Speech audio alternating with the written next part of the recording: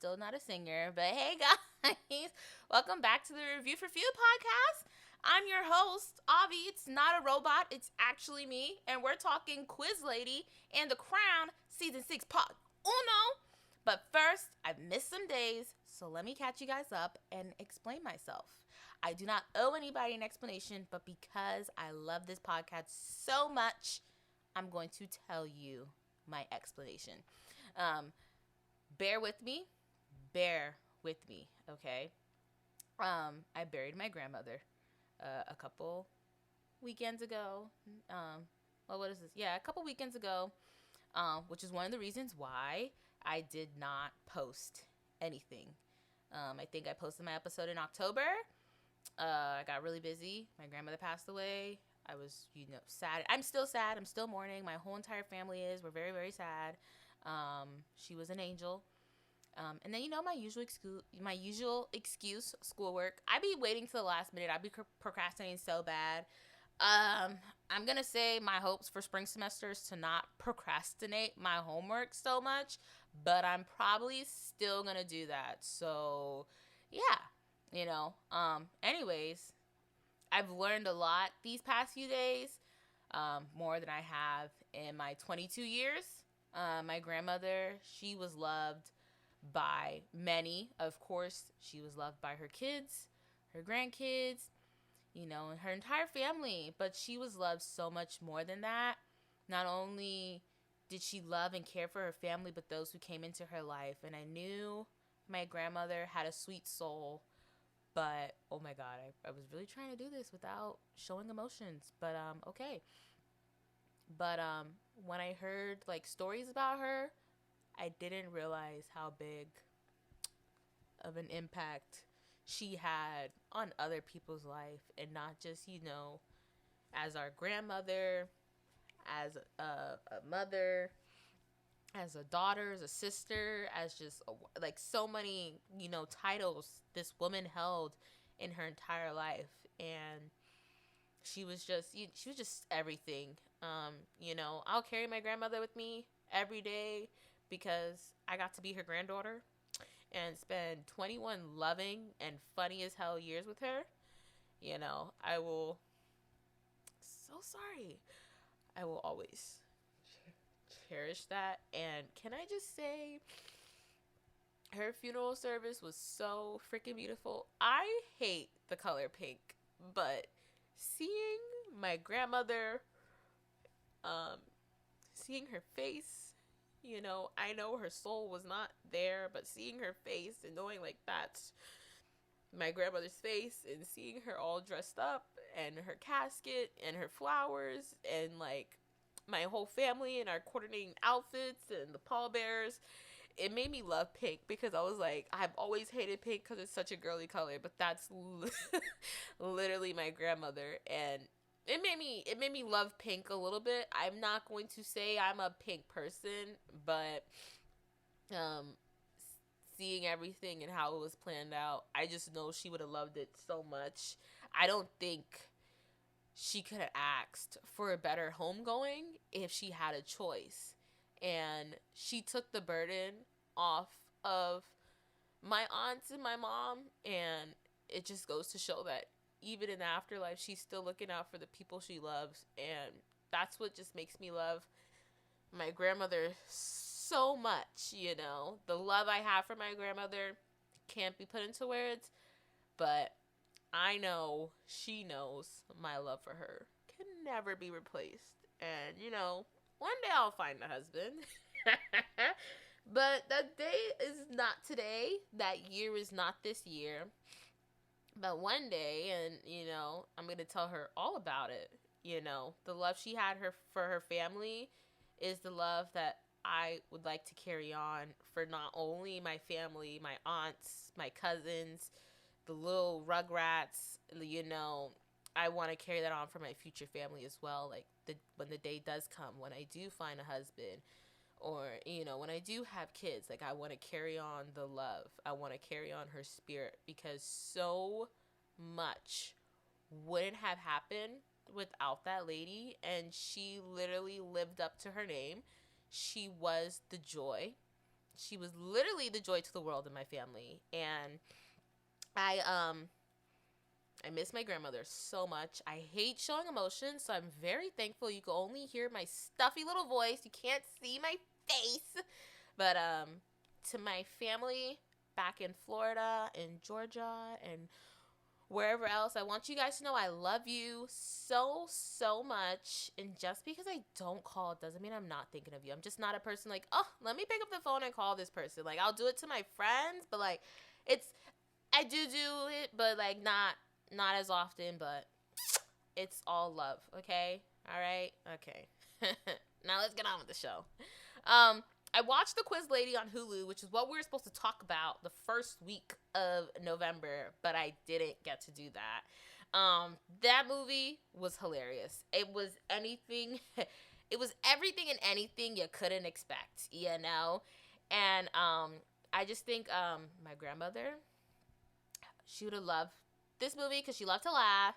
And, you know, on a side note, ever since my dear granny went to go see the Lord, I'll see like other old ladies that remind me of her, or people who have her mannerisms, or you know, I'll see something like, oh, she would like that, like, oh, you could buy that for grandma and she would love it. Like, I'll see stuff like that, and I just find it so weird. But you know, I think that's just grief, and I think it's just like my mind trying to like mourn. I'm not the best mourner. I hate crying. I hate showing emotions. Like I hate talking about my feelings, and I'm not gonna start now. So, anyways, Sandra Oh and Awkwafina are the duo you never knew that you needed in your life. Okay, I did not watch Grey's Anatomy, but if Sandra Oh is just as fabulous as she was on Grey's Anatomy as she was in The Quiz Lady, I love it. But I know it's not true, because The Quiz Lady, she took on a more comedic role. In Grey's Anatomy, it's more serious, and I get it. I can't really speak a lot on Grey's Anatomy because you won't get me. You won't get me to watch a 25 season long. No, ma'am. No, ma'am. Who is it?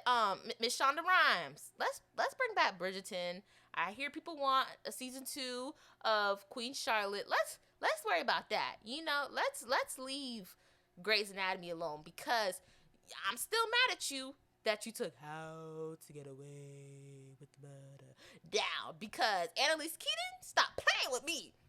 Stop playing with me when I'm Viola's age that she was playing Anna Keaton. I don't know why, just like that, pocketbook swinging, just like like I would have do like that. But you know, whatever. This movie, without spilling too many spoilers, is a tale of two sisters who need to come up with some money because their mom, she left her nursing home with some guy, but she had a debt, like a gambling debt. And so these Asian gangsters, let's just call them that, kidnap her, one of the youngest daughter's dog, who's played by Awkwafina. And you know, they're like, okay, she like gotta get her dog back. She wants Mr. Linguini.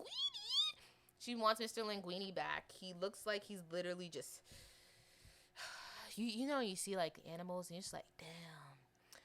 You could just tell he ready to go. He just wanna lay down. He just wanna lay down, y'all. Like, that's what Mr. Linguini looks like. And I was just like, okay. You know, it's you gotta watch the movie if you haven't already watched it. It's on Hulu. But anyway, she has this talent of knowledge, and she loves watching this quiz show. It's kind of like Jeopardy in a way. I think it is Jeopardy, just not called Jeopardy. But anyways, and Will Ferrell is also in this movie, and he is the host on this show called like the quiz show. She gets this nickname called the Quiz Lady after her sister posted her one day on the internet, hence the name of the movie, Quiz Lady. And so like she's like, okay, her older sister, played by Sandra Oh, is like, we have to get you on the show. Like, you're so smart. We could win the money. We could pay mom's debt and get Mr. Linguini back. So like, of course, you know, Sandra Oh's character is doing all that she can to get her sister to do this, but her sister's like, no, I'm not gonna do this. Like, you know, and this movie's just so freaking funny. And you see Awkwafina in a different light. And I love Awkwafina. I remember seeing her in Ocean's 8 with just the stellar ass ladies cast that Ocean 8 had. Anyways, if you've never seen Ocean's 8, stop what you're doing and go watch it. I'm Stop listening to this podcast, stop eating, stop driving, pull over, whatever you're doing. Put it on your list that you will go watch Ocean's 8. Okay, maybe not stop driving, but like put it on your list and go watch it because it's a really good movie if you never watched it. And if you have watched it, it won't hurt you to watch it, again for the umpteenth time. You know what I mean? But Aquafina is so funny, and I don't expect nothing less from Aquafina. When there's a show about Aquafina, I know it's gonna be funny. I don't know if you guys ever saw Nora from Queens. I think it's on HBO Max if I'm not mistaken. And I love it. I love it. When she was in Crazy Rich Asians, come on, like it's Aquafina, you guys. I don't know if anybody remembers Girl Code when it was on MTV. When cable TV was actually worth something. It also had like Nicole Bayer and a whole bunch of other more ladies. Nicole Bayer, she's on the Netflix Bake Off Cake Show or whatever the freak is called. If you know, you know, right? So she was on it, and I'm pretty sure I wasn't supposed to be watching that show when it came out, but I was, and I remember Aquafina, and I was just like, she's such a quirky Asian. Like I like her vibe. Like it's so different. Like oh my god, sounded like a complete nerd right now. And it had a whole bunch of ladies and other guys like social media influencers or whatever, and they had another version. They had Guy Code. Guy Code came first and then Girl Code. But obviously, I was a Girl Code girl because, yeah. Um, I'm pretty sure, I definitely shouldn't have been watching it. But it taught me a lot, just like Big Mouth. But, you know, except like Girl Code taught me at the right time to save me later in life. Big Mouth taught me about how I wish I could redo my life on puberty, my stage in puberty. But I can't. But it was worth the watch. Girl Code. I wonder. I don't. It doesn't air anymore. I think it stopped airing in like 2018, if I'm not mistaken. But I actually learned something for it, and it's not only about females. If you actually watch Girl Code, but I learned it, and I still live by it. You know what I mean? I definitely think you guys should check out Quiz Lady on. Am I saying that right? Quiz Lady on Hulu. It's definitely worth the watch. It's so freaking funny. I think because Sandra Oh is known for Grey's Anatomy, I think a lot of you have people who are like, "Oh, she's funny on Grey's, so like of course she's going to be funny on this." And it's like you have people like me where it's like, "Well, I don't watch Grey's. I see snippets here and there on TikTok and Instagram, but I don't watch Grey's. Is she gonna be funny? Is she gonna be a stuck in the mug? Is she gonna be what's her character name on Grey's Anatomy? Christina? Is she gonna be a Christine? But it was really funny, and I remember even watching like a snippet, and they're like the bloopers, and she's like, yeah, Sandra totally put her entire foot in my mouth, and I was like, no way. And they were just improvising. When I watch like blooper reels or like behind the scenes of movies, and like you're like, that was totally improvised, that was not in the script. Like The Office is one of those shows where it's like, really, that wasn't in the script. Like I could see why it wasn't in the script, but I'm just amazed that they were able to keep it going. It's one of those shows, and I'm just like, oh, okay. let's keep it going. Let's keep it going. I hope to see more movies with Aquafina and Sandra Oh, especially Aquafina, because I feel like people are starting to give her a life, but I feel like because she is like in the Asian community, like she might get more hype in the Asian community. But over here, I can't speak for all of America, but I would love to see Aquafina in some more pieces. So yeah, that's just my perspective. And Sandra Oh was really freaking funny. I loved it. But oh, let me stop lying. Like I don't really know Sandra Oh like that, cause like hello, she was in The Princess Diaries. Come on now, like hello, mhm, mhm, mhm. Okay, the queen is coming. Like come on, like that's just golden. Like I love The Princess Diaries. I could watch The Princess Diaries and never get tired. My favorite Princess Diaries is Princess Diaries 2. And it's not because it has Raven, but the scene when they're like doing like the sleepover and they're like sliding with the mattresses down the stairs, like I love that scene. The whole sleepover set was really nice. But that specific scene of them sliding down and then Queen Clarissa sliding down like the OG that she is, because it's Julie freaking Andrews and nobody will ever beat the OG Mary Poppins, was like everything. So I love it. I hope to see Sandra Oh in so many more stuff. Um, the second half of the show, you got The Crown, season 6, part 1. We're back again, guys. Woo! It took them forever. This 16th came, like, it was the 15th, and my friend, hey Grace, she was like, oh my God, like, did The Crown come out already? I'm like, Grace, how? I would never miss The Crown dropping. Like, don't do that. And then the 16th came, and I was like, oh, so much work to do. And then I was like, The Crown, The Crown. And so I finally went and watched it. And like I fell asleep. So I was like, you know what? I'm not going to rewatch it from episode 2. I'm just going to rewatch it all the way from episode 1. So I started all over again and I watched it. And, it was like the anticipation that was set for this season, all the backlash of filming the scene after the queen died, like just all this stuff, and then the talk about it, and just the phenomenon that is The Crown. And I'm pretty sure I said it in the first Crown episode on the podcast, whatever episode that was, might have been episode 2. Here we are on episode 32. Hey-yo.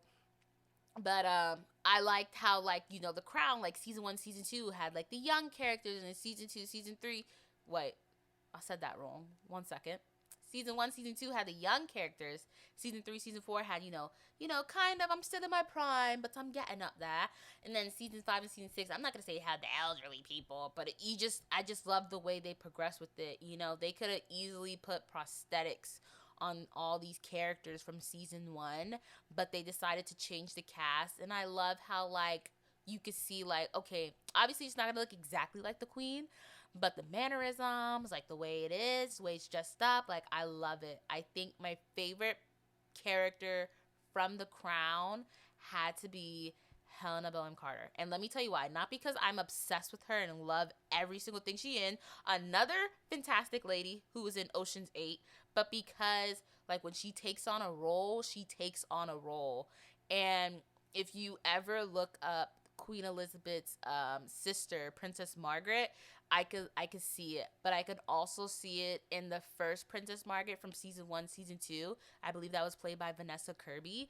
I could see it as well. And I'm like, oh my God. Like, And however, and season 3 and 4, I like 5 and 6. Or is it 5 and 6? Yeah, like 5 and 6, the older versions. I don't really like it. She's very masculine, and she in real life she doesn't give that energy. So I don't like it per se as much.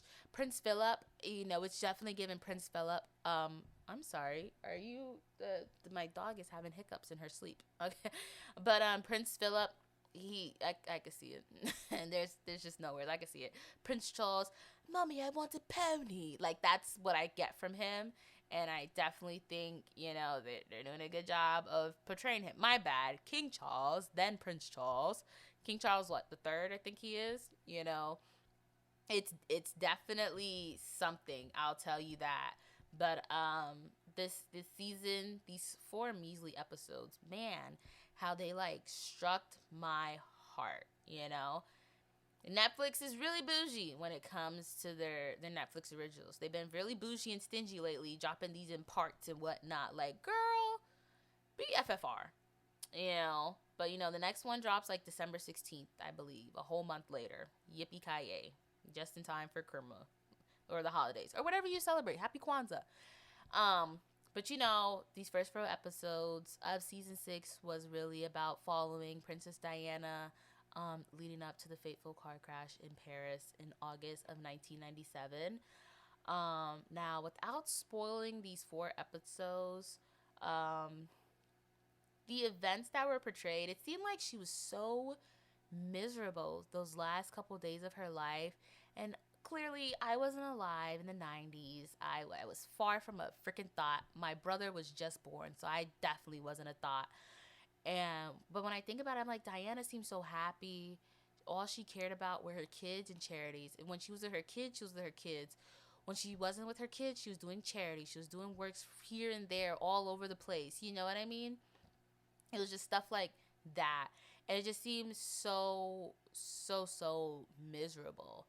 And then a lot of the things that took place were real. Like Prince William and Prince Harry did speak to their mom the day before she died. And I think the saddest part, that when I looked that up, was that like they regretted the way they spoke to their mom. They weren't disrespectful, but kids being kids, they were like, yes mommy, like, oh, I got to go, I'm gonna go play with my friends. Like they were so quick to want to go back and play with their cousins. And they wish they sat on the phone a little longer with her. And I think when it comes to losing those you hold dear, you always look back at like, I wish I could have done this different. I wish I could have did this. I wish I could have did that. I think there are a million things I wish I could have did with my grandmother before she passed away. Unfortunately, I didn't get to do that, but I know she was happy at the end of the day. And I think that was one thing that stuck with me, is that Diana was happy. To me, she was happy. Like she had her son, she wanted to go home. That is all she ever really cared about. Like she wasn't a royal anymore. She just wanted to be Lady Diana. She didn't want to be Princess Diana, Princess of Wales, or my bad, Diana, Princess of Wales. You know what I mean? She just wanted to be Diana, Diana Spencer. You know, like I said, I wasn't alive in 1997 when these events took place, but I know for a fact, because of social media and the internet, that Princess Diana's death was like worldwide news. People all over Mother Gaia were grieving, but nobody really stopped to think about the other three people who were involved in this car accident, because only one of them survived. There was four people in total, but only one of them survived.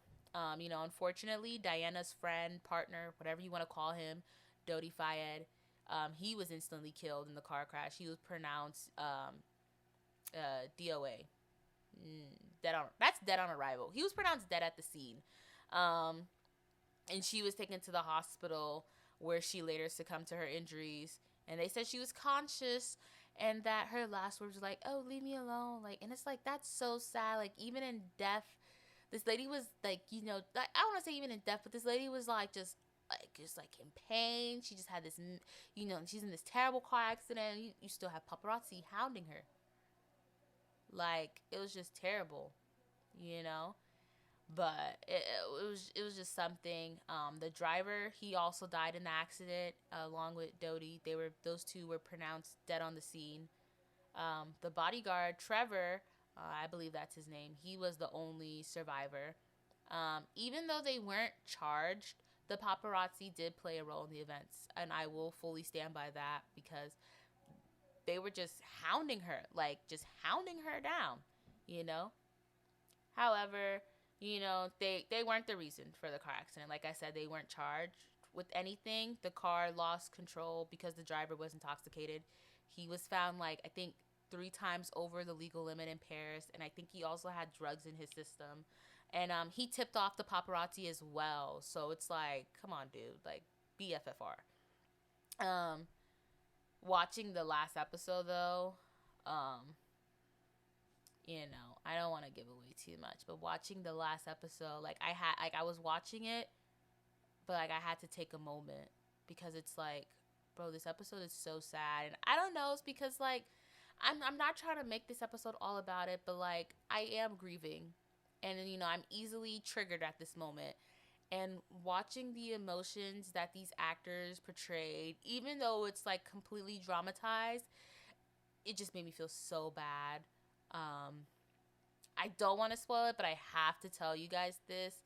There's a scene with Muhammad, Dodi's father, and Dodi comes back. He's all dressed in black, and like Muhammad's seeing stuff. Mumu is seeing stuff, should I say? And he's like, he's just so sad, guys. And Dodi leaves, like he vanishes, and he's like, please don't leave me. And he's just sitting there by himself, crying.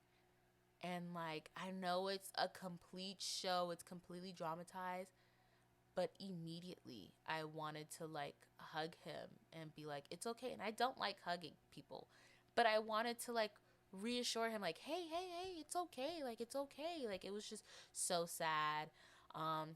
I have to say the last episode, the way they portray the grief, even in Prince Charles, that was something. I found it so hilarious how Prince Philip was like, "Oh, you want to do all of this for Diana, and we wanted her to stay within the royal family. You begged us to for you to divorce her. You divorced her. Now she's gone, never to be in your life ever again, and you want to do all these things for her when you caused her the most pain in her life."